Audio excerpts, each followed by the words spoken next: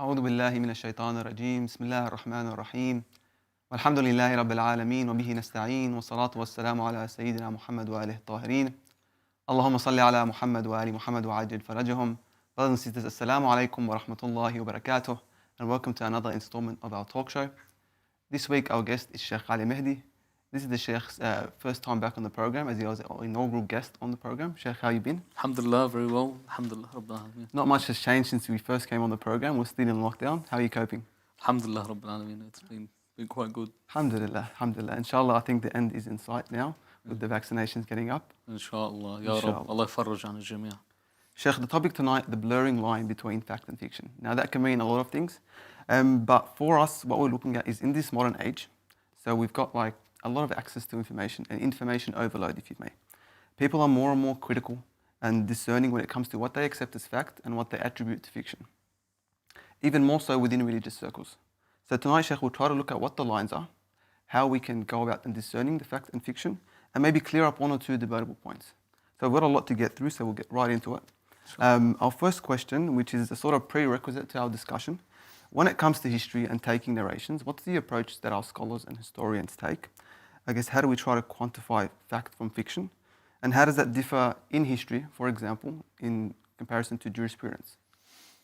Okay, so أعوذ بالله السميع العليم من الشيطان الرجيم بسم الله الرحمن الرحيم الحمد لله رب العالمين والصلاة والسلام على خير خلق الله أجمعين محمد وعلى أهل بيته الطيبين الطاهرين اللهم صل على محمد وآل محمد. So when we look at the science of history, because history and historical studies is a science on its own. Jurisprudence is, again, a science on its own. Is there a correlation? Do they mix? Yes, they mix, and they meet at certain intervals. But the issue, as you mentioned earlier, is the fact that, yes, we do have a lot more information. The problem is a lot of the information that we have is misinformation and disinformation. So misinformation is information that's been incorrectly reported. Disinformation is deliberate, that people have placed information in there to try and push you away from a certain point or persuade you to another point. So ultimately, when we look at this and we look at history as a science and fiqh as a science and Quran as an independent science and sociology as a science, these are all very important when we look towards the history of Islam and how we learn about Islam. So when we look at, let's say, jurisprudence or fiqh as a science, the first source we use for attaining Islamic rulings is the Holy Quran.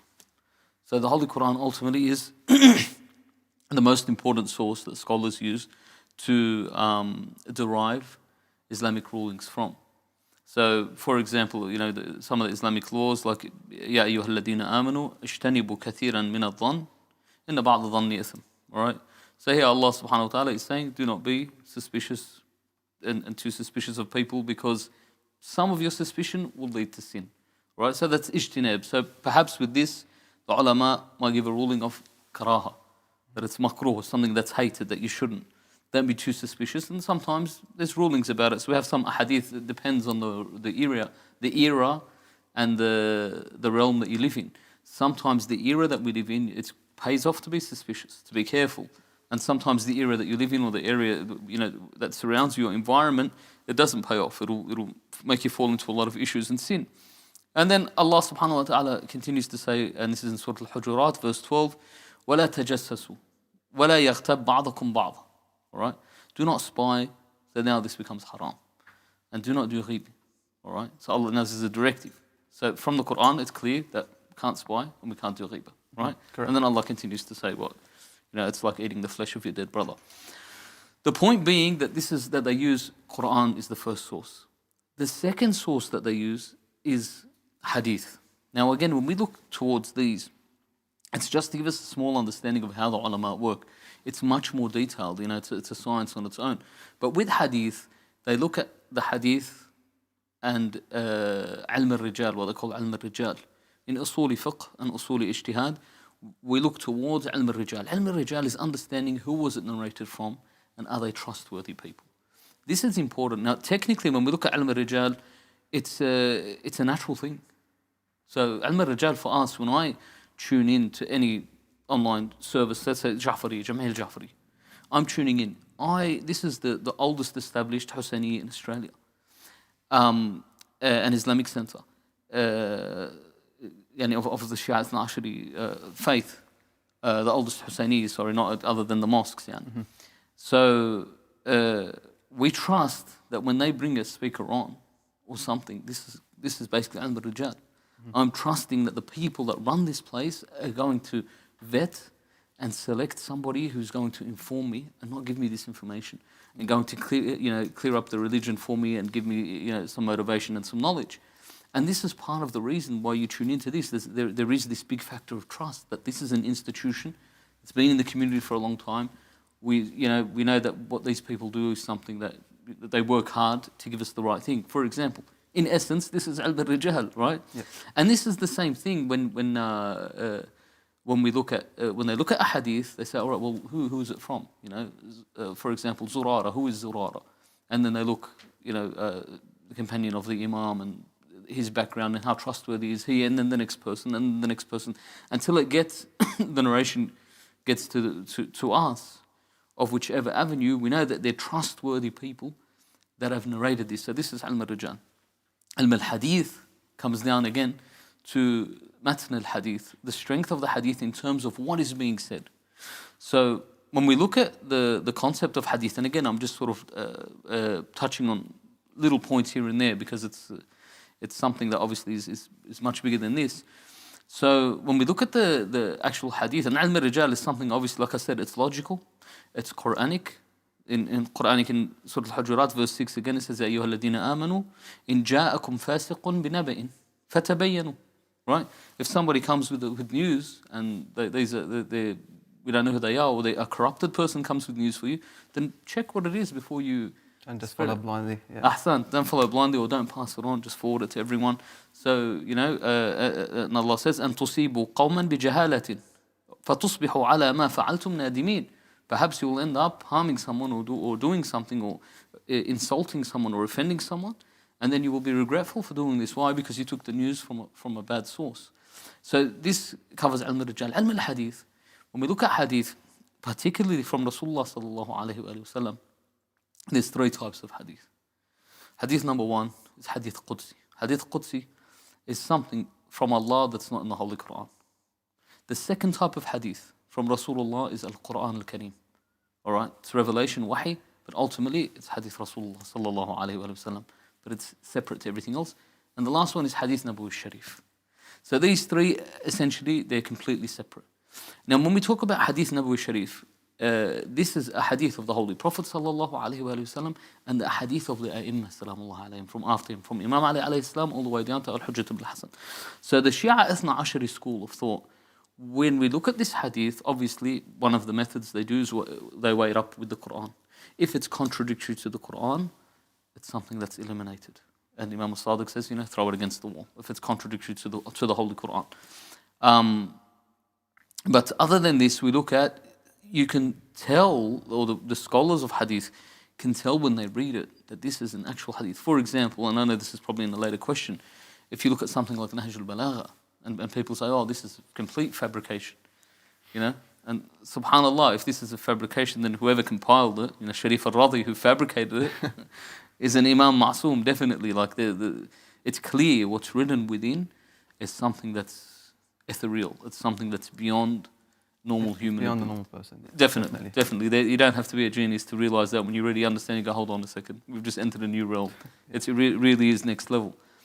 And so when we look towards hadith, this is the efforts that the scholars put in to work out what is going on. So we can't mix the two, particularly with jurisprudence. A lot of the things we deal with are irreversible when it comes to fiqh. For example, certain things, certain divorces are irreversible. Or let's say the Islamic judicial system when it comes to corporal punishment, or capital punishment for that matter. It's irreversible. So yeah, I guess it could be different. It's different to perhaps attribute something. You're saying this is a law from Allah subhanahu wa ta'ala. It's heavy, rather than saying this happened in history. You'd want to be more careful when you're attributing something to Allah subhanahu wa ta'ala. Definitely. And not to completely say the threshold is less, but yeah, to a degree, it's as if the threshold is less. But the reason being is when we look at things that are the legal parts of Islam, the Imams have made strong efforts to make sure that this is absolutely clear. Now, when we look towards history, unfortunately, it needs a deeper study, okay? And perhaps the threshold is less because we have certain things that teach us about different elements of history. So again, when we're listening to somebody, we're reading information online, particularly when it pertains to history, there's a lot of elements that we need to look at. Now, some people tell you, look, it has to be from the old books or we won't accept it.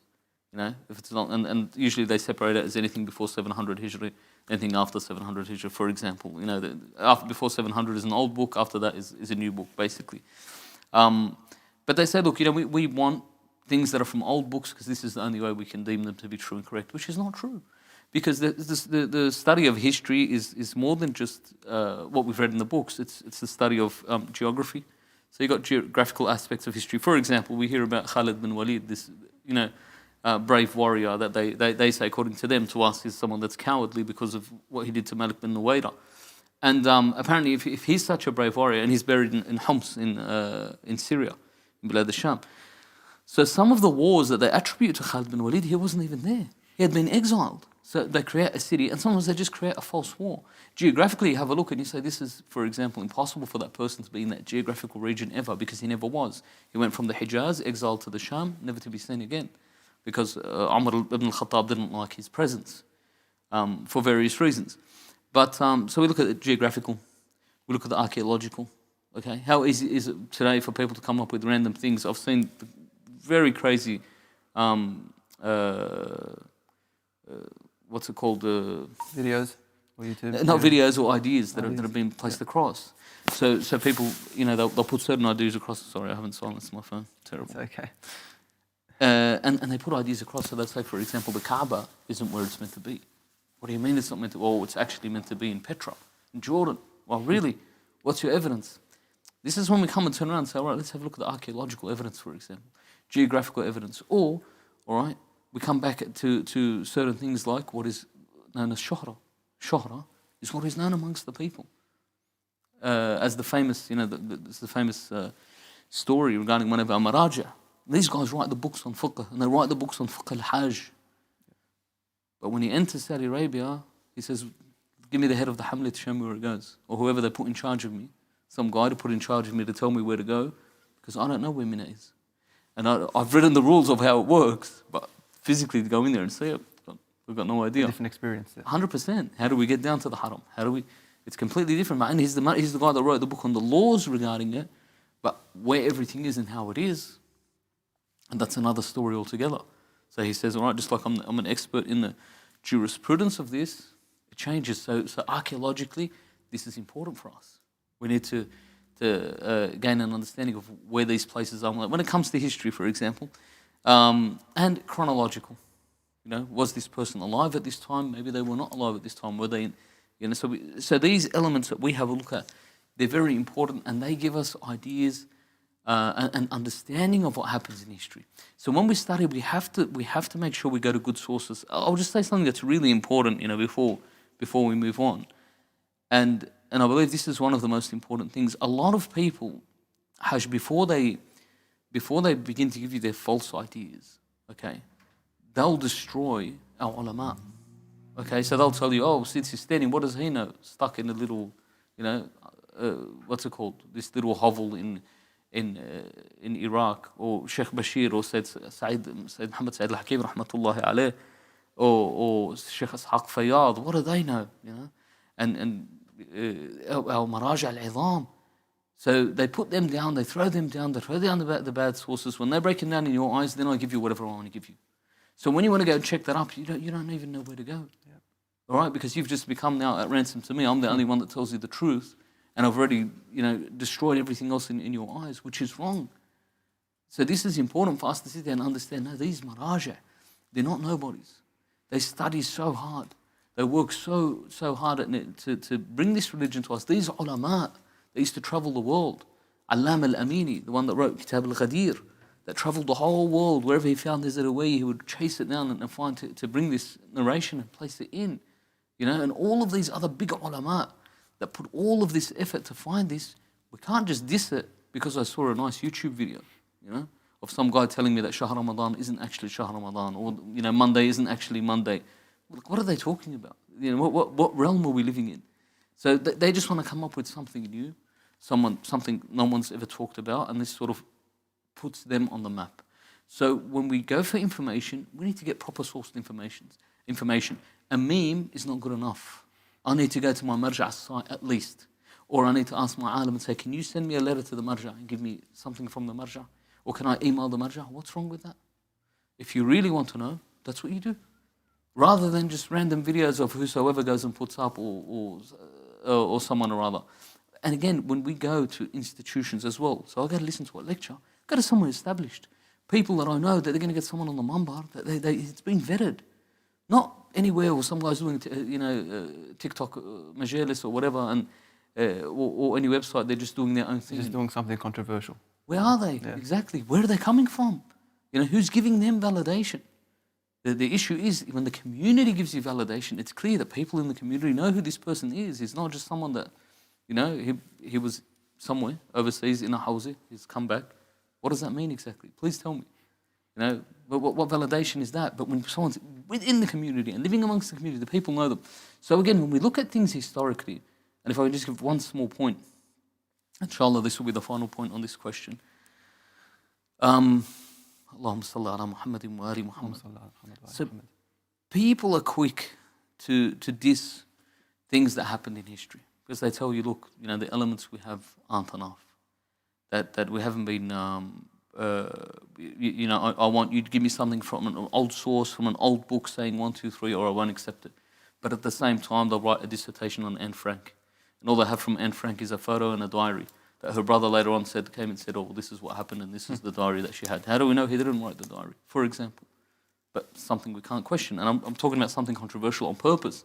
So, you know, this will, inshallah, bring us to, we can open it up in the later discussion. But what I want to say is that when we look at things historically, and there are people who are fighting to destroy this history from before, from the past, that they wouldn't allow it to be what it was. And we see it in Islamic history.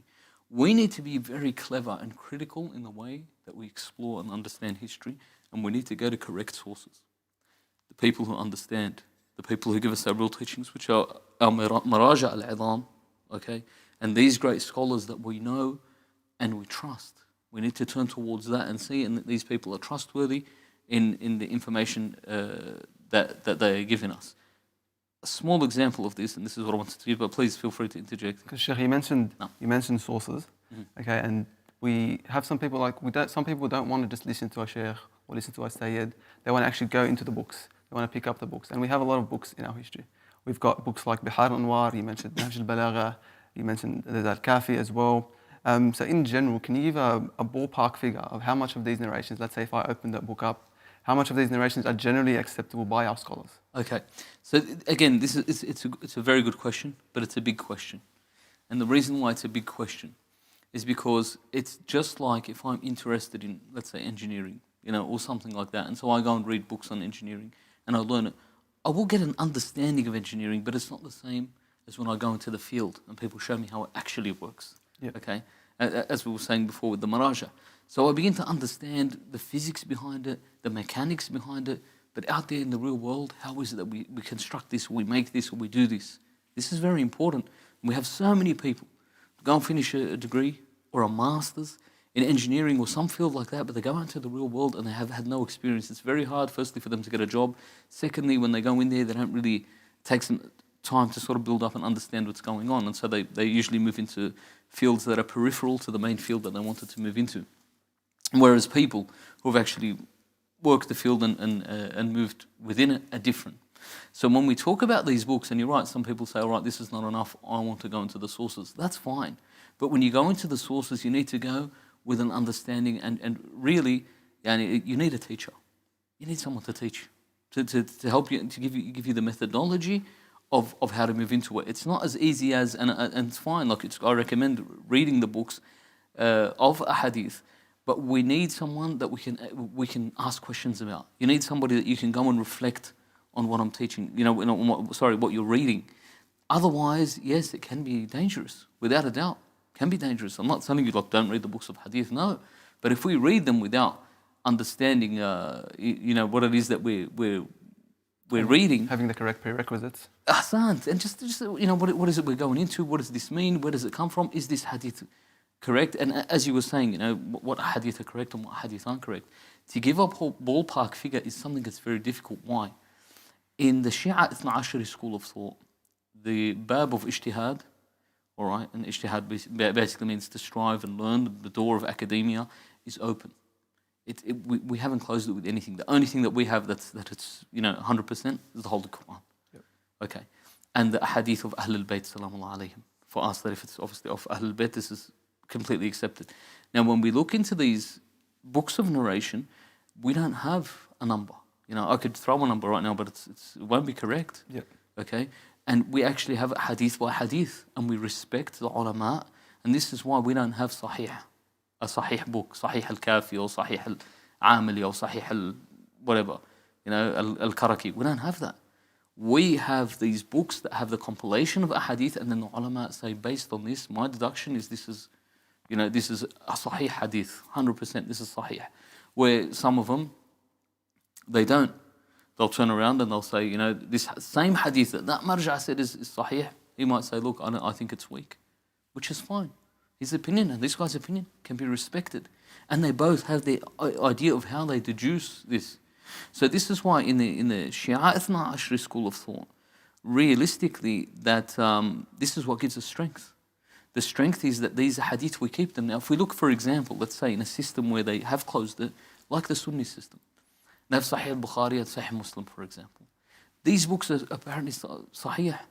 But if they are the case that they're far from it. Yeah. They're far from it. In fact, you're talking about these guys wrote these books, and there's no narrations, for example, of Imam al-Sadiq, of Imam al-Baqir, for example, the Imams of Ahlul Bayt. And what is within there is something that is contradictory to Islam and cannot even be followed. For example, Bab al-Rida'a, if we have a look at that, something that cannot be followed. What are how is that going to be applicable in the real world? It can't be, and they won't even follow it. Or for example, half of the things that we read about the people who are apparently venerated in Islam, like al-Mu'mineen, for example. All right, she's venerated in Sunni Islam, and Shia Islam, obviously she's not venerated. All right, but in Sunni Islam she's venerated, but have a look at what's been written about her within this book. How can they be accepted as sahih? Things that I'd be embarrassed to say in front of you and on live television, live YouTube vision. But the point is, when they say these are sahih, that means they've closed everything else off. This is what's correct and accepted, and we have to follow it. But what happens when you can't follow it? Similar to the Bible. The Bible, they've got these books, and they said this is the evangelist is the Bible. What's in it? Okay, the Bible list was in it. The Bible says that if a man lies with another man, then he should be stoned. Okay, what do we do with that?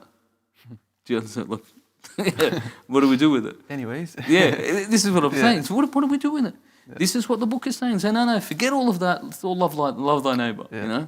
Forget all of that. Put that aside. This is a problem. This is why we have Bab al-Ijtihad. And the whole point is we have all of these narrations. Like I said, it's hard to give a ballpark figure. But what we do is we rely back on the ulama. I read a narration, and some of these narrations are clearly fabricated. Some of these narrations are clearly very weak. But we don't get rid of narrations. They remain there because we still learn from them. Whatever's within. Even fake narrations can give you context to what's going on at the time. Ahsant. And this is exactly where we're coming from. So we don't have this ballpark figure, but we don't take it lightly either. And that's why, a lot of the reason why in the modern age, for example, especially with COVID, and everyone's like, doing a little bit of research, watching a few videos and tell you, all right, this is how vaccines work, There's 3 types, there's 5 types, there's 10 types. This whole PowerPoint presentation ready for you. This is a vector vaccination, this is RNA, this is a traditional, I don't know what they are. But I'm just saying, these people, they'll give you that whole list. Why? Because when we see our government, okay, and the people that are supporting government, or the people that they have, their interns and their cabinet, the supporters of these politicians, obviously New Age. And these New Age ones, this is what they're doing. Like if you remember Trump, in his speeches, he had so many lines from Christopher Nolan's Batman trilogy, it's not funny. I'm serious.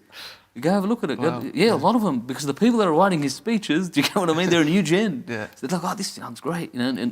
And like Christopher Nolan in his movies, the dialogue, he really works on making this dialogue, you know, a profound dialogue. So they're taking this dialogue and they're just throwing it into a speech, and people are watching the movie, oh my God, isn't that Bane from Bane? This is for real. I wish I was joking. So my point is, bringing it back to the concept of hadith and studying hadith and seeing what is correct and what is incorrect. No, we need to go back to the ulama. There's no way around this, right? Unless we go and study the principles and walk down this path of learning the principles. But we need the ulama to bounce back off, definitely. And if you look in every field, whatever field you want, any field that there's a path to becoming an expert or a professional in this field, nobody tells you, oh, just go get your master's and then just go build a house. That's you're done. You're a civil engineer now. You know, you just go get your PhD, your whatever. No, a lot of it is about peer review. It's about collaboration. It's about mentorship with the experts for you to get to that field. So why is Islamic history any different? Why is Islamic jurisprudence any different? Do you understand what I mean? So this is important. That when I do want to do this, no, I need to bounce back. I need to go and have a look and see what these the ulama say when it comes to these hadith. What do the ulama say when it comes to these narrations? And this is what helps me understand what is correct and on what basis. And this is the beauty. They'll give you a basis. They'll say, for example, the sanad is sahih. This is definitely of Ahlul Bayt. Or the matan is sahih. So some of the things that you will hear will speak volumes. For example, Hajj. Allahumma salli ala Muhammadin wa ali Muhammad. When we look at al-khutbah al-fadakiyya for Fatima Zahra sallallahu alayha. So some people will turn around and they'll tell you, look, you know, that what happened to Fatima Zahra is something that's a historical ambiguity. Big words, really big words. Because it's Hajj, it's every alim, even, you know, the biggest maraja, our big maraja. If you ask them, what are you? They won't say I'm a marja. They'll say, I'm a talib. I'm a student, okay? Curse the Taliban, they ruined that name. Taliban, that's what it means, student. I'm a talib. I'm a student. That's what they tell you. And I'm learning on the path of the thing. They never look at themselves because they believe, you know, that the hadith of Imam Ali alayhi salam, Nahj al-Balagha, الناس ثلاثة فعالم رباني ومتعلم على سبيل النجاة وهمج وعاء. عالم رباني, they believe is the Ahlul Bayt. The Imams from Ahlul Bayt, they're all ulama al-Rabbani, yani, you know, and within the Quran, in one meaning, yani. فالمتعلم بقية العالم, the rest of the people that are going to learn, whether they're ulama or not, these are the muta'allimin, they're trying to learn, all right? Because no one has a monopoly on teaching about God except for Ahlul Bayt. They're the only ones that can really explain what it is. The Holy Prophet and his Ahlul Bayt. Anyway, we come back and we talk about this and people say, oh, there's a historical ambiguity. And you think, wow, these people look at history without any critical thought. Allah. That when we understand that, let's say, for example, mana' tadwin al-hadith for that period of time, straight after the death of the Prophet sallallahu alaihi wasallam, the martyrdom of the Prophet, that no hadith was allowed to be spoken out. Hajj, go and look, for example, at the Nuremberg trials, okay? After World War II, when they tried the Nazis in Nuremberg, and go and see what the Nazis that were tried, what they were saying. They were saying things that were completely logical, okay? They were saying that we were following orders, for example. It doesn't justify it. But I'm saying this is what the other side's saying as well. We were just following orders. And whoever won, it would have been the same thing. Someone told us to do this, but I have no brain to think, you know? So I'm just going to go and kill whatever I've been told. So in that context, I'm saying what they're saying is logical. And people will completely accept that and say, well, historically this is, you know, unprecedented. And we had to kill them in this terrible way. I've got another example. I just don't know if it's a really good example. You mentioned before about like going back to the scholars, going back to the ulama. So they're not always as accessible in terms of being able to directly ask them or go into deep thought about history. It's more jurisprudence, you have more access to them in terms of the questions that you get to ask. So is it then wrong for someone to be critical of, you know, some of the content you might hear on the manabir, some of the content you might read from people doing articles, things like, is it wrong to be critical in that way? And if so, what approach should we take to discern the truth? Again, it's not wrong, and you should be critical. But ultimately, like I said, when we listen to speakers that have been brought to us from trusted organizations, okay, we listen and we trust that, you know, to a degree what they're telling us is true and correct. But perhaps, you know, you hear something, you say, oh my God, this doesn't sound right. Ask the speaker himself. Where's your source? You know, where does this come from? And you're right, perhaps they're not accessible, but you can email. And there's many ulama, the local scholars that you trust, ask them, say, just give me the source for it at least. Tell me, where does this come from? How do we know this to be true? This is good. It's very good. You ask these questions, it will open up avenues for you. I'll give you a very good example. We're in an era where Latum is you know, very, very in right now, especially within in the Shia world, and I think it's going to go outside of the Shia world. To be honest with you, it's something. It's growing definitely. It's growing really big. You know, I remember, a lot of the just Islamic anashid in general. Well, you know, people love listening to Islamic anashid, and there's Islamic groups, and it got to the point where people like I'm going to say his name wrong. I'll probably say the name of someone wrong. But in the United Kingdom, there was an Islamic singer, and he hit the charts, the top of the charts. What was his name? I can't recall. Zayn something? Oh, I think anyway, so. Yeah. So I don't know if I said that. Anyway, he hit top charts, and he was singing Islamic songs in terms of that. What I'm saying is these things are moving up in the world. And one of the brothers was listening, and he said he heard something in one of the latum. He said, "Oh, what is this? It's kufr." Yeah. And that's why I said, "What was it? What did you hear?" He said, "Oh, there's a latmiya where the guy says, you know, about Imam al-Hussein li zarak, wallah zair Allah." Right? Whoever visits you is visiting Allah. He says, what's this? You know, like, imagine my Sunni friends hear this. What will they say? You Shia, mushrikeen. I said to him, subhanAllah, and this is, I said, I'm glad you asked this. This is important. You ask him. And you know, how's this person saying this? I said to him, Islamically, we have narrations of Rasulullah that says, if someone, bizur al-marid, ka'annama zar Allah. If you visit a sick person, it's like you visited Allah. We have a hadith that says on the day of judgment, Allah will say, why did you not visit me when I was sick? And they'll say, Ya Allah, you don't get sick. And then he says to them that this person, this brother of yours was sick, and had you visited him, it's like visiting me. Oh, al-fuqara ayalullah, for example. If you feed them, it's like you're feeding the family of Allah. Right? We have narrations to this effect. And these are like well-known narrations. So if visiting a sick person is like visiting Allah, why is Imam al-Hussein any less? Well, when it comes to Ahlul Bayt, all of a sudden we go, oh, you know, you guys are just cramming Ahlul Bayt into this, you know, like, you know, the atheists say God of the gaps to the theists. For us, we're Ahlul Bayt of the gaps, you know what I mean? Like, there's this part, let's throw Ahlul Bayt. It's not the case. The case is, this is what the Islam is. So it's important, yes, be critical. Ask the questions, but ask the right people the questions. Again, ask the people. You don't have to go find some scholar that lives in a hovel by himself, or some scholar that's not seen by the... No. Find the scholars that you see that are known amongst the people that you ask them and you see. You know, you don't go find the scholar that everyone's got a problem with you. All right? I think I'll ask this guy. Do you know what I mean? It's like, I remember my brother, Sheikh Muhammad, when he was young, my father took him to a dentist. Obviously, you know, we didn't have money at the time. Anyway, it turns out the dentist wasn't a dentist. You know, he was just a guy that he needed a job, so he was pulling people's teeth out. You know, and I think my brother ended up losing a tooth that didn't grow back. Oh. It turns out the dentist wasn't qualified at all. Some Russian dentist. Anyway, he got nothing against Russians, but yeah, the point is these things happen. This is what I'm saying. So what, you go find that guy there. Everyone's got a bad review on Google, but you go, I'm just going to give it a try. Yeah. You know, I'll dive down this cave. Allahumma salli ala Muhammadin wa ali Muhammad. It's important to be critical, okay? Critical and reasonable, but ask the right people. Not just, oh my God, I heard him say, like someone, I'll give you another one. Someone came up to me and he said to me, you know, in Muharram, you said something and I didn't like what you said. So I said, well, what did I say? He said, you said that the mother of Ali al-Akbar went into the tent and she took off her scarf to pray to God. And I said, what's the problem with that? He said, this might give some people ideas.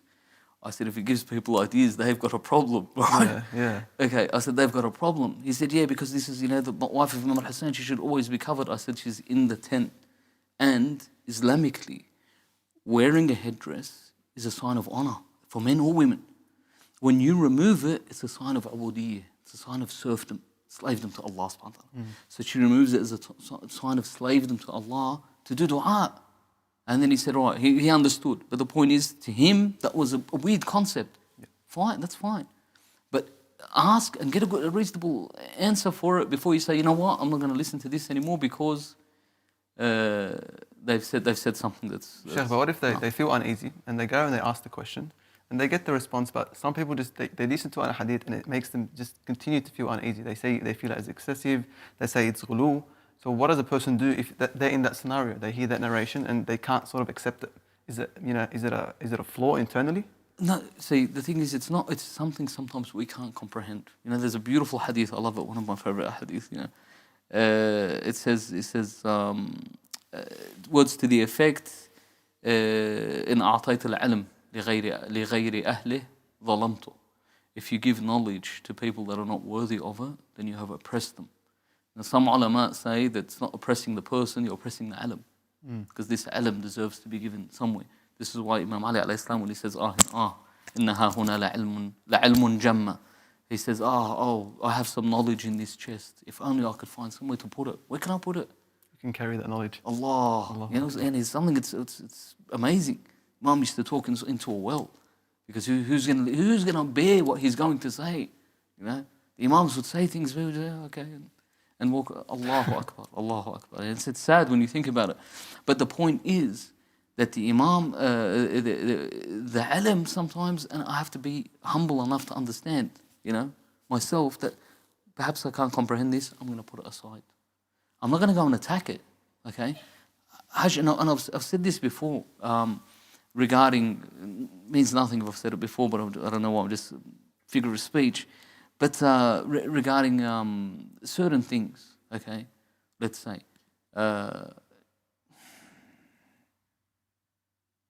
sorry, it's just some things I don't know if I should say them or not say them. I think about it and I don't know if I should say them. But you've been arba'in, right? Yeah.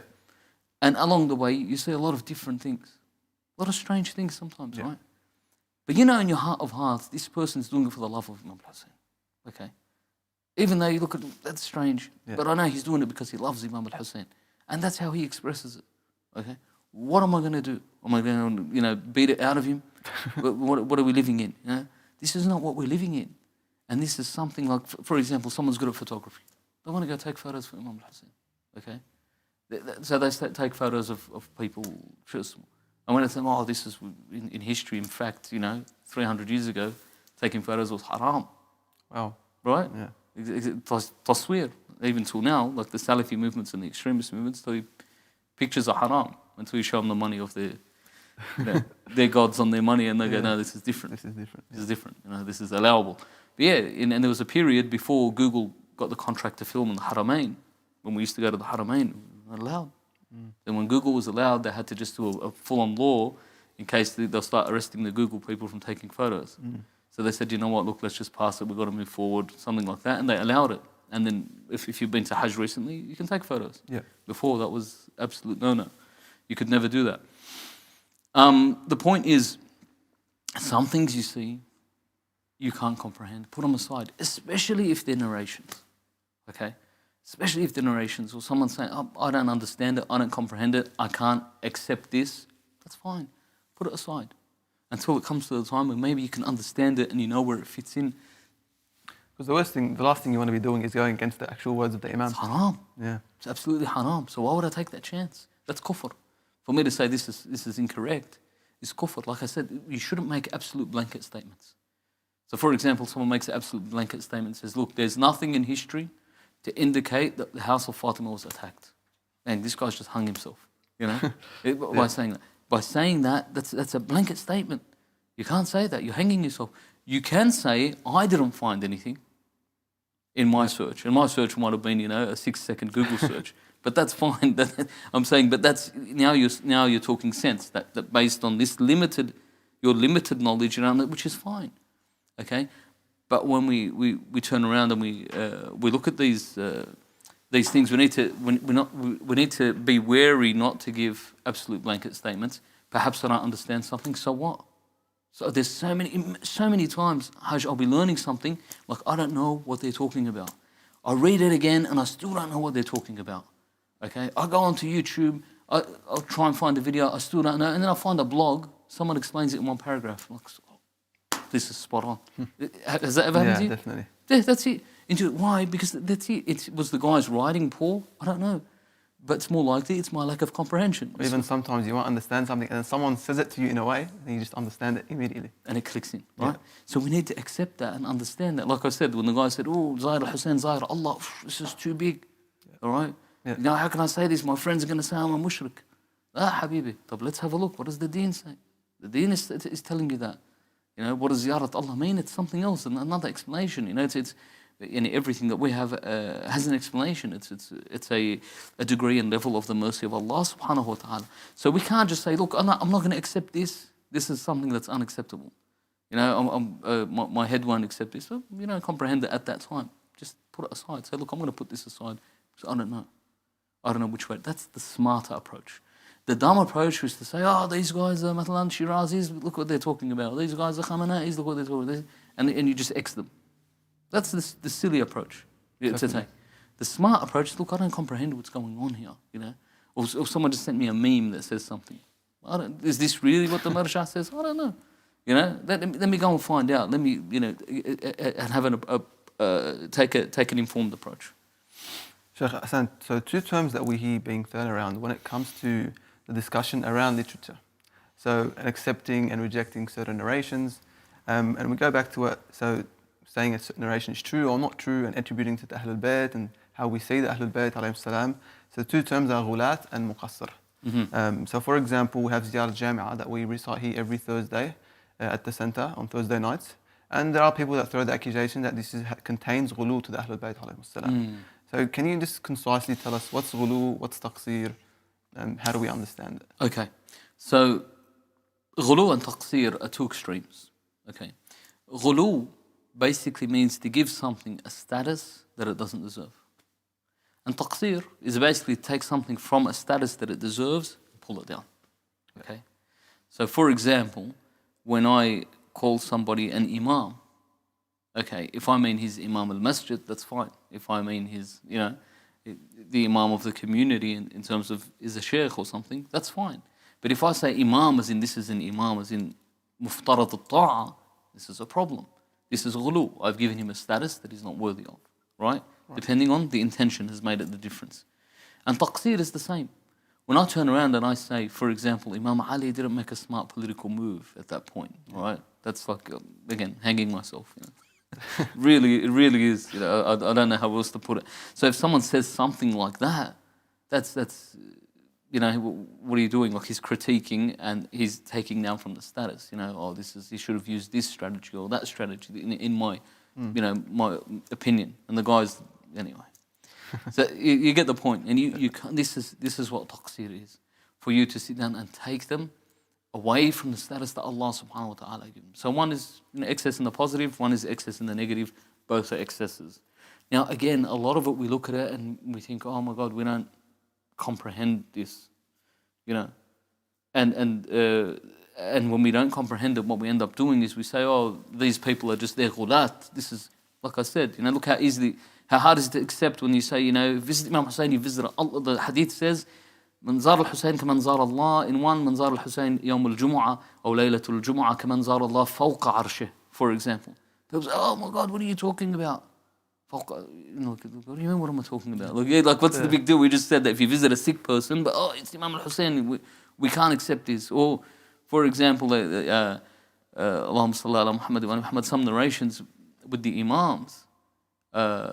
You know, karamat of the Imams, these karamat of things that are just, you know, absolutely in another realm. And people saying, oh my God, this is insane. What do you mean this is insane? Moses spoke to a burning bush. You know? Like, if you read the Quran, it's filled with karamat, like we call them miracles. Yeah. Exactly, and these are things that are extremely out of the ordinary. But when it comes to Ahlul Bayt, subhanAllah, this is the effect of the propaganda from the Umayyads, from the first Khulafat, from the Umayyads, from the Abbasis. The effects of it, they're long and far-reaching, Hajj. Wallah, they're reaching to the day that we live now, but alhamdulillah, this is turning around.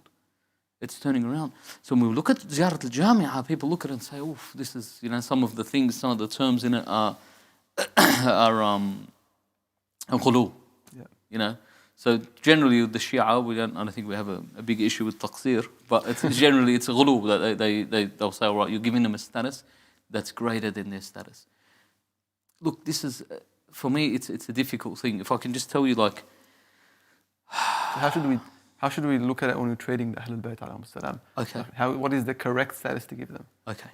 So basically the Ahlul Bayt are the make all and break all. They're the whole thing. The whole adiyah, the whole creation of this earth. And this is what's very important, Hajj. For us to understand, and this is, I want to say it, but not in a very boring way. I want to try and make it interesting because I don't want someone to hear one or two words and then switch off because it might send them in the wrong direction. Yeah.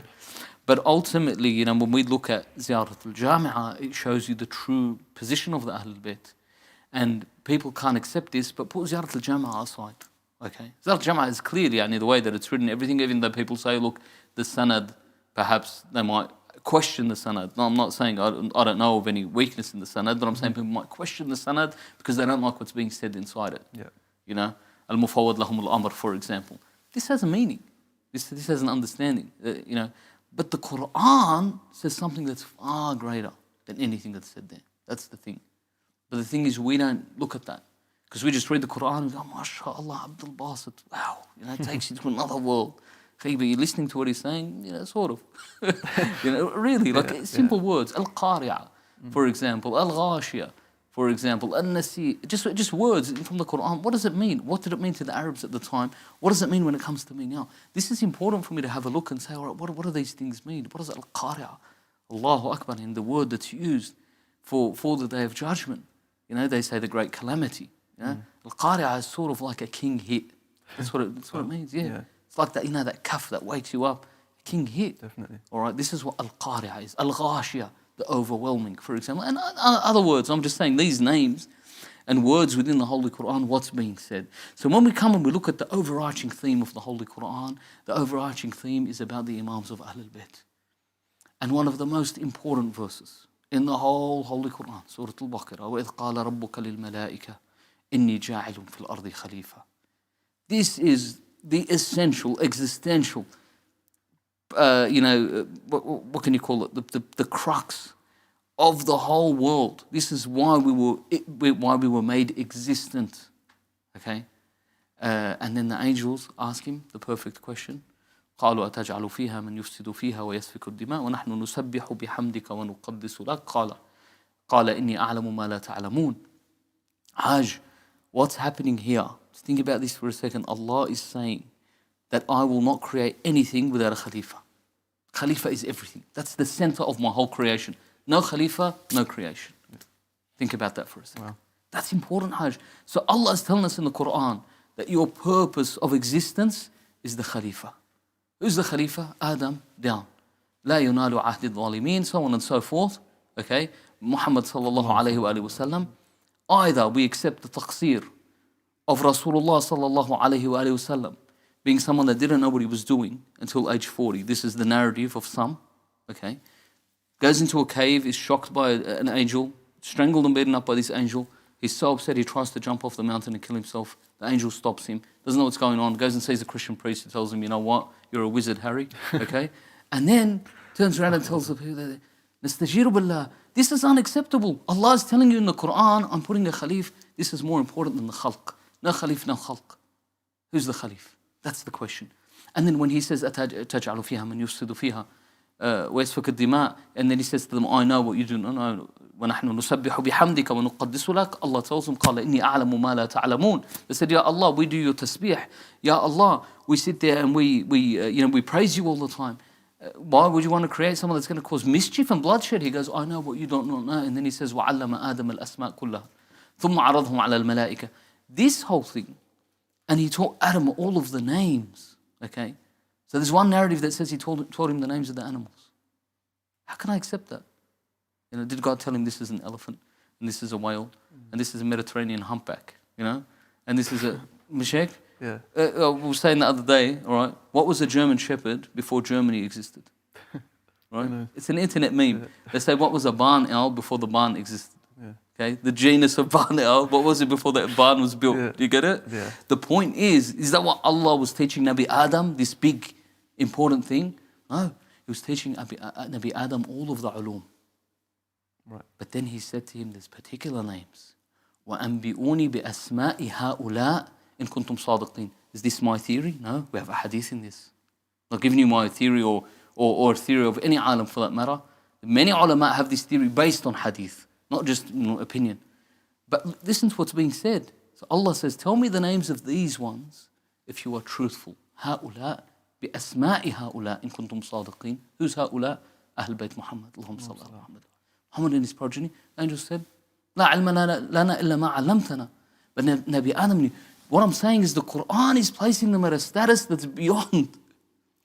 That the whole khalq is at ransom to them. The purpose of creation is from them. This is clear within the Holy Quran. But if it's not, let's just say, I'm wrong. But the other narrative, is that acceptable, Hajj? Billahi alayk.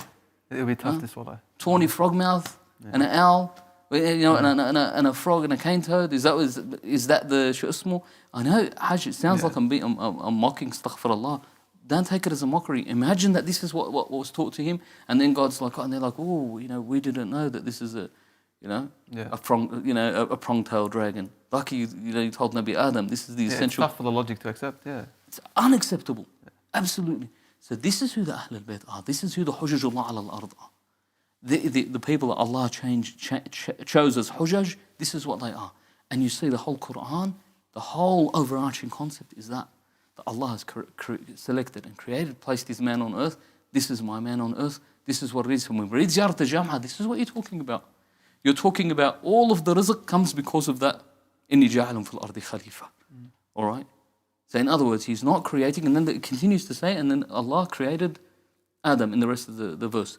The point that I'm trying to say here, and this is something that's that's been said, people then turn around and say, oh, this is ghulu. What you're saying is ghulu. You're saying Imam Ali alayhi salam is, what ghulu? Allah is telling you the whole creation is nothing if it wasn't for Ali ibn Abi Talib, for Imam al-Hassan, for Imam al-Hussein. These people that Rasulullah chose as his khulafa. And then when we go and look in history, all we hear is what? Rasulullah said, إِنِّي تَارِكٌ فِيكُمُ الثَّقَلَيْنِ, for example, or He says to them that after me there will be 12 Khalifs, all of them will be from Quraysh, all of them will be from Banu Hashim, and the guy says, I didn't hear the rest of the hadith, mashallah. All right? Either it's his hearing is an issue, or perhaps they were distorting it. But Ma'uli, every single time you narrated it, you couldn't remember the rest. For example, and I know I'm digressing, and I'm diverting from the main course of discussion, but what it comes back to, if the Quran is saying their status is greater than the whole universe, which part of Ziyarat al-Jami'ah is ghulu? Once you put it in that light. Yeah, definitely. Sheikh, we're running a bit short on time, but we've got two questions. We'll try to get through both of them. So the first one is about the concept of lisan hal. And going again with our concept, with our theme of fact and fiction. So we hear a lot of mentioning of lisan hal, maybe more in Arabic. Those maybe in English don't really understand it, but they do hear it. They do hear versions of it in English lectures and majalis. So can you tell us what lisan hal is and the limitations and the appropriateness of such a method when it comes to telling the tragedies of the Ahlul Bayt alayhim salam? Does this, aid in blurring the lines between fact and fiction? Look, definitely it's something that needs to be discussed. And lisanul hal is a concept where we say it is as if this is what was said. But sometimes the problem is they have to be clear in saying that it's as if this is what happened. All right? Because sometimes they're saying something that's absolutely untrue. For example, if they portray, say, the Zainab salamullahi alayha as complaining to Imam al-Hussein or complaining to Abu al-Fadl Abbas, hasha. Sayyidi Zainab wasn't a normal person in that sense. So is that then still appropriate to do such a thing? Yeah, no, again, so this is what I'm saying. If you were to say, that if you were to get up and say that, she complained and she said this, of course it's not. And if I say that she said it, then this is a lie, blatantly. That's it. I can't say it any other way. Or if I say Imam al-Hussein said something that he didn't say, this is a lie. All right? This is not unacceptable. But lisan al-hal, essentially what it means, because what happens here, Hajj, is we have the issue between prose and fiction, and prose and poetry. And when we have, in prose, this is what's being said. Okay, obviously when we look at historical narratives, a lot of them aren't very story-like, okay? And this is why, poetry and art plays an important role in defining culture and history. definitely. Art plays a big role. As we had a discussion a couple of weeks ago regarding that, if you remember, when you were telling me about the art regarding Ashura, which was very interesting, and the history of the ways that we commemorate. But lisan al-hal, Imam Ali alayhi salam has a saying, he says, lisan al-hal asdaq min lisan al-maqal. Right? The Imam is saying lisan al-hal is more truthful than what is said on the actual tongue. Why? Lisan al-hal in essence it is as if he said. So when Abu al-Fadl al-Abbas alayhi salam, for example, goes down to get water and the army just folds on itself, okay, that's speaking much more than anything he would have said, for example. Or the fact that he reached the water and the people around saw that he didn't drink. What words can you say? Talk as much as you want. Because nothing can say more than what we saw. Lisan al-hal asdaq min lisan al-maqal. All right? It's more truthful. That what's being seen there in the narrative, something that's much greater than what we could possibly, in that sense. Definitely. And so this is the lisan al-hal that we listen to, number one. Number two, some people look at it and say, oh no, it has to be mechanical. Well, they're not mechanical beings. They're human beings, Hajj. And they're human beings in the way that they function. We need to understand, Hajj, there's things, wallah, I'll tell you something, Hajj. You're not a parent yet. May Allah subhanahu wa ta'ala make you into a parent. See, you can't comprehend this, with all due respect. I'm not trying to put you down like this, but you can't. Only a parent can comprehend some of these things. One of the brothers I was talking to the other day, in fact, he was my neighbor. And he said to me that his son, after he got the vaccination, all right, he was driving a truck and he had an episode. His chest started hurting him. He wasn't sure what it was, and he got very scared. So he pulled over in a service station. He gave the phone to the service station attendant. The service station attendant called the ambulance, and as he called the ambulance to come and get him, he received a call. So he said, look, I've got to get off the phone, I've got to call an ambulance for this guy. And, you know, news spread like wildfire. Yeah. And the father was telling me, I heard the news. You know, his son's in his 20s. And he said to me, my legs are still hurting me from the day I heard the news. And his son's fine. But just, he goes, that moment, you know, from the day before, he goes, my legs are hurting me.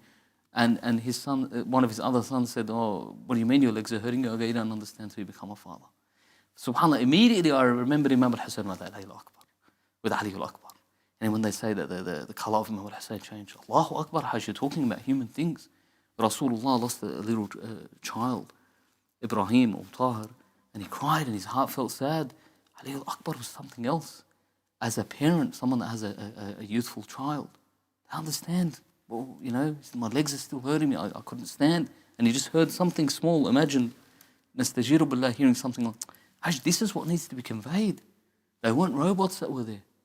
And this is important, Hajj. When we talk about, for example, Sayyidi Sakina bint al-Hussein, or Sayyidi Ruqayya for that matter, when we talk about these things, it needs to be shown in a way where we can comprehend and understand.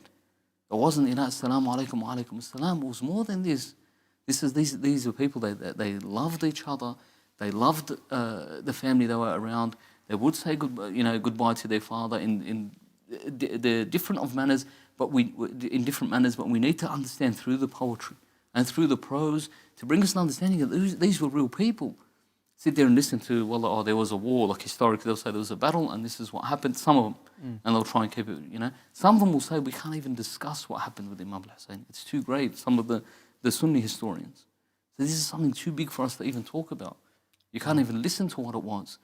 But we never think of them as real people, Hajj. That's the problem. It's just like when we hear, you know, one of the boys was telling me before, you know, about the drone bombing in Afghanistan where they killed 7 children from one family, all right? It's just numbers in our head.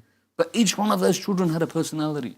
Each one of those children was the product of a little video, for example, to show the family that perhaps he was reading Quran, or perhaps he was laughing, or he looked cute, and another child had ambitions, and this child seems smart, and this child needs... They're real people. So when we talk about Imam al-Hussein, the family of Abu Abdullah al-Hussein, lisan al-hal is where when we get the narrations of Sayyida Sukaina, for example, that she listened that night. You know, we don't understand, but you can imagine that this child, as you know, this child that's confident and courageous, and she's sitting, she wants to hear what are they saying behind the tent. Paints a different image, Hajj. This is the understanding that we need to get, and this is what the artists of the Mambar. 1, 2. Hajj, when we look at historical sources, how much time do we have? Sorry. We'll just go maybe 10 minutes for the next question as well. Okay. Okay, inshallah. Sorry, So what's the thing is, Hajj, people perhaps think that, hold on, it's blurring the line. On the contrary, it's trying to give us an image of something that's too grand. I'll give you one small example. Abu al-Fadl Abbas, for example. Salamullahi alayh. They say that he was so tall that when he was on a horse, his feet would touch the ground or would drag the ground. Now, this is something that sounds like a physical impossibility, definitely. But as I mentioned, it's a physical impossibility. There's no purpose in something like that. But when you're talking about a personality that's that big, words can't express what he is. Definitely. Words can't express. Sometimes we were talking about a good football player, like the Ronaldo the other day, and he's gone over to Manchester United. Please, Exactly, I don't say the wrong thing. So, for example, people they thought an angel came down onto the. Wallah, the people are so they will get COVID just to watch him play. All right, and if you wanted to describe him in descriptives, what descriptives would you say, Hajj? How he plays, honestly. Yeah. You can't use real words. You say, look, it's like, and I've heard, people say, it's like magic. Yeah. It's like the ball is commanded by his foot. Yeah. It's like the ball is, they'll say things like that. And you go, what are you talking about? Yeah. But the people of football understand. Yeah. I'm talking about Abu al-Fadl Abbas. What are you talking about? What are you talking about? Yeah. What are we talking about here? If I say that his feet went through the ground when he was on the horse, I'm not saying enough. Do you understand what I'm saying? Yeah. Because the words, the prose can't properly describe. There is no adjectives in any language, English, Arabic, or whatever you want, to properly describe this mountain of a man. Wallah. And when we think about him, when you know a little bit about him, and how does your heart feel? Your heart flutters. Okay? And the Imam al-Hussein, and his Ahl al-Bayt, and these people that were surrounding him, and these ashab, we're talking about another realm. Whatever we say, we're not getting there. In that sense. Definitely. And finally, Sheikh, being it's that time of the year, coinciding with the martyrdom of Sayyidina Ruqayyah alayhi salam, there is this discussion, this historical discussion, whether we have enough, historical evidence to say that she existed or she didn't exist. So I just wanted to discuss, maybe not in too much detail, but how is this for a lay person, relevant and important, whether she existed or she didn't exist? All right, Hajj, this is very important, and I'll go back to my initial point. If Anne Frank existed or she didn't exist, is it important? For the people of Western civilization and Western history, it's very important, okay, for them. For the people, particularly, let's say, for example, for the Jewish people, it's very important that someone like this existed. For us, Hajj, when we look at it, number one, when someone questions history, what's their motive? That's what we need to know. When you come and you place a platform and say, look, I'm going to question this point, what's your motive? When someone comes and tells us the history surrounding Fatima al-Zahra is ambiguous, and the hadith that we have regarding al-Khutbah al-Fadakiyya, Hajj, this is one of the most important things. When Fatima al-Zahra, salamullahi alayha, the hadith says that when they stopped her from Fadak, and then she got dressed and she went out to the mosque, and with the lummatin min hafadatiha wa nisa'i qawmiha, so on and so forth. She walked in and they commented, her mashi, the people who saw her walk, was exactly the walk of Rasulullah. All right. She gets into the mosque, she places a sitar, and the first thing before the khutbah happens, Hajj, it says, فَجَلَسَتْ ثُمَّ أَنَّتْ أَنَّةٌ أَجْهَشُ الْقَوْمِ بِالْبُكَاءِ. Allahu Akbar. Hajj, that for itself speaks volumes. Wallah. It says, and then the whole majlis, irtaj al-majlis. All right? And she had to wait for them to calm down from what? An anna. She just had a sigh. She sighed, a small sigh. طيب يا خيي, this sigh makes the whole mosque shake from crying. Why? Because they know. And they're crying because they shut up. They know what's happened. They're not just crying because they heard her sigh. They know what the sigh meant before the khutbah even began. This is what we're saying, and you come and tell me there's ambiguity in history. All right? The meaning that comes from that, Hajj, it's not a joke, and this is something that's been so when we come back, it's been narrated many different times. We come back and we talk about Sayyidina Ruqayyah, and someone comes up and says, oh, she's non-existent, okay, for example. If I had a child that died and someone said they're non-existent, how would I feel? Honest. Hajj, have you heard of Sandy Hook Primary School? The shooting. There was a shooting in the United States a few years ago, Sandy Hook Primary School. Mainly Year 1 students, 5 and 6-year-old children. Again, the people that are parents out there that have 5 and 6-year-old children, just imagine one day you send them to school and they don't come back. And not for any reason, but because someone came in and shot them. Okay? And these parents, because that was the subject of a big conspiracy theory, the actual parents, if anyone ever sees them in the street, people come up to them and say, how do you feel, you liar? Your child never died. You're just lying to everyone. You're part of a government conspiracy. You're a paid actor. These parents, actually, were torn apart. That they can't even mourn their own child that was killed. People would tell them they don't exist. Okay? This is our Imam. And these are our Anbiya. When we look at the historical sources, historically, did the Imam have a daughter called Ruqayya? Absolutely. Many historical sources from before 700 Hijrah. All right? One of the main ones is As-Sayf ibn Amira, or Sayf ibn Umayra, who was a companion, or around the time of Imam al-Sadiq, wrote a poem, and he mentioned Sukaina and Ruqayya and Zainab and Kulthum in that poem. If his poem was false or a fallacy, Imam al-Baqir would have told him, you know what, scratch that. Sheikh? Definitely. Definitely. This is one of them. Other than the other ulama and the Sunni ulama that claim Sayyid Ruqayya, salamullahi alayha, is buried. In fact, they say that there is a piece of land, and this is what was inscribed on it from 800 years ago. Inscribed on it that in this land, the people know, has been blessed by somebody from Al-Muhammad, Allahumma salli ala Muhammad wa ali Muhammad, As-Sayyida Ruqayya bint al-Husayn, salamullahi alayhi. This is what it says, what they've inscribed on it. So historically from this, definitely there was a daughter called Ruqayya. Definitely there was children of Imam al-Hussein that were taken prisoner, because the boys, they were all killed. Yep. Even up to 9, 10 years old, they were killed. All that was left were children and women. So these children of Imam al-Hussein, salawatullahi alayhi, now historically there's ambiguity in whose mother, who was her mother, was it Shahzanan or was it a different woman? There's little ambiguities in this, but did she exist? Definitely. Because we have many narrations where the Imam sent his salam to her before he leaves. When he sends his salam to Sayyidina Zainab, Kulthum, and then he says, Ya Sukaina, Ya Zainab, Ya Rabab, alaykunna minni salam. And this is part of the wida' of the Imam. This is something that's been reported historically. And I said, this is over 700 years ago, if it's old books that we're concerned about. Forget about old books, Hajj. Hajj, we have a thing called Shahra. And Shahra works in fiqh and works in history. Yeah. That's something that becomes well known. That they know this is the grave of Ruqayya bint al-Husayn, salamullahi alayhi. Firstly, why is the grave of Ruqayya bint al-Husayn in the Sham? Right. What's she doing in the Sham? Right? And if no one's going to get killed and get taken to the Sham. Sayyidina Zainab, who is someone we know most certainly, the historical context that we have is huge. We don't know where she's buried. We don't know. Is it Egypt, or is it Syria, or is it wherever? We don't know. The reason we don't know is because there's been distortions when it comes to history. But for something to survive through what's known as Shuhra, and it's something that we all know and understand that this is the place where this happened. History, this is in fact Sayyid Sa'id al-Hakim, Ridwanullahi ta'ala alayhi, rahmatullahi alayhi, the one that passed away recently, the Marja, says that his history isn't just written history; it's passed down. Yeah. It's this is something that's passed down word. Aban an Jad, grandfather to father, says, you know what? This place is a grave of one of the awliya. In my village in Lebanon, we have the grave of Nabi Harun. All right, same thing. Historically, I don't know. Archaeologically, I don't know. But we know Aban an Jad, that this is the grave of Nabi Harun, salamullahi alayhi. And obviously South Lebanon is full of that. But when I come back and we look at Sayyid Ruqayya, salamullahi alayha, historically it's clear. And what's known as Shuhra is clear. These things that get passed down from the Mambar, don't think that they're just, this guy's saying it and the next guy says it and then it just becomes a thing.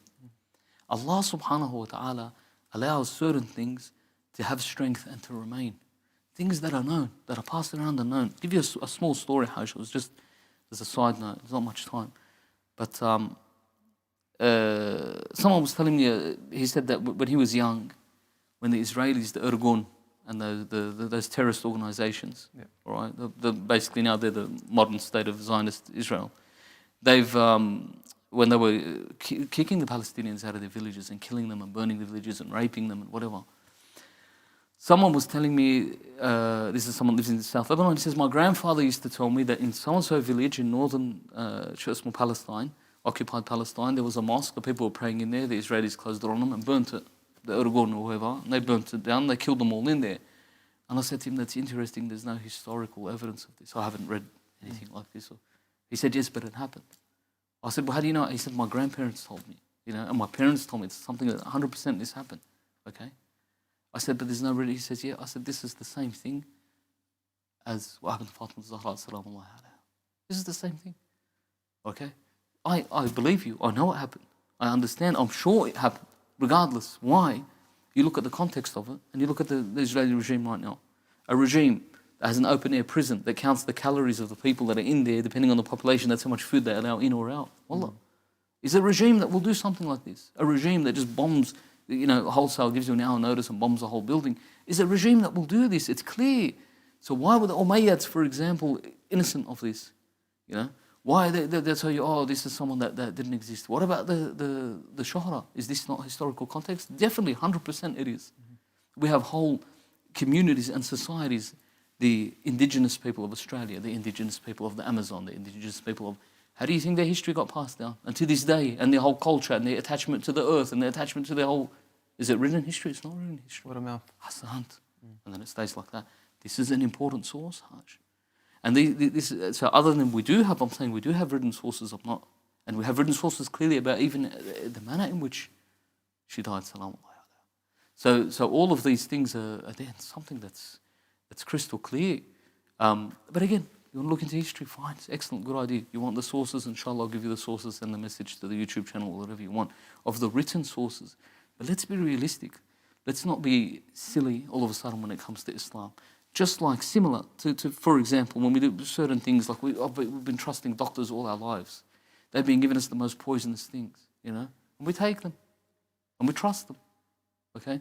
But then all of a sudden, no, I'm going to be so detailed about this certain one thing, all right? You're fooling, who are you kidding? That's it, who are you kidding? So when it comes back to this, I'm just saying, let's be realistic, the way that we look at history and judge history, unless you want to become a scholar of history and go through, which is fine, and you can find these things. I'm not telling you don't have to look far. This is less than a day or two of research for me to find these written sources, for example, that I've got, inshallah, like, for example, the poem of Sayf ibn Umayra, or like the history written by Ibn Talha and Ibn Fandaq, and many of these historians, different historians, that have written about Imam al-Hussein had 4 daughters, Imam al-Hussein had 5 daughters, Imam al-Hussein, and one of them was named Ruqayya, salamullahi alayha. And this Ruqayya met her demise in the dungeon of the Umayyads. We have gone a little bit over time, but I think definitely it was worth it. We've covered a lot of fruitful content tonight that I guess hopefully will allow our viewers to intellectually arm themselves, to be able to discern fact from fiction, and inshallah stay upon the path of Muhammad wa Ali Muhammad. We ask Allah subhanahu wa ta'ala to keep the Sheikh in good health. We ask Allah subhanahu wa ta'ala to have mercy on the believers that have departed. And we ask Allah subhanahu wa ta'ala to cure all the sick. And we ask Allah subhanahu wa ta'ala to hasten the reappearance of our 12th Imam, Ajjalallahu ta'ala Farajahu Sharif. To our viewers, thank you all for joining us. Fi amanillah, wassalamu alaikum wa rahmatullahi wa barakatuh.